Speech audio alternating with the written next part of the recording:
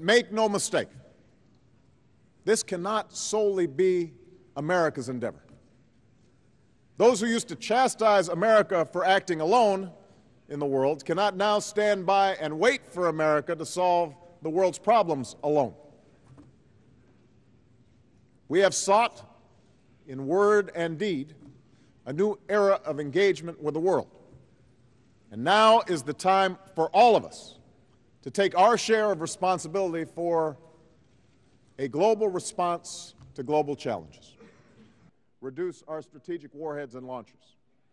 If the governments of Iran and North Korea choose to ignore international standards, if they put the pursuit of nuclear weapons ahead of regional stability and the security and opportunity of their own people, if they are oblivious to the dangers of escalating nuclear arms races in both East Asia and the Middle East, then they must be held accountable.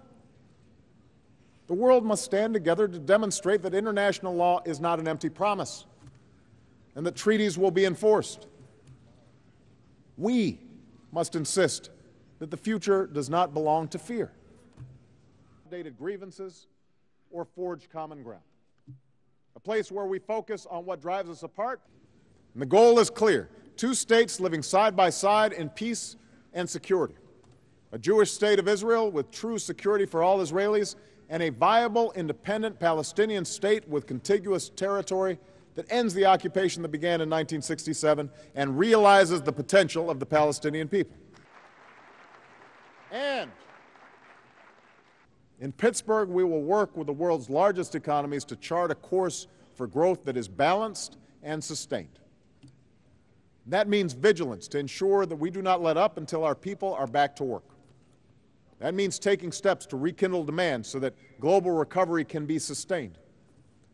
And that means setting new rules of the road and strengthening regulation for all financial centers so that we put an end to the greed and the excess and the abuse that led us into this disaster and prevent a crisis like this from ever happening again. Thank you.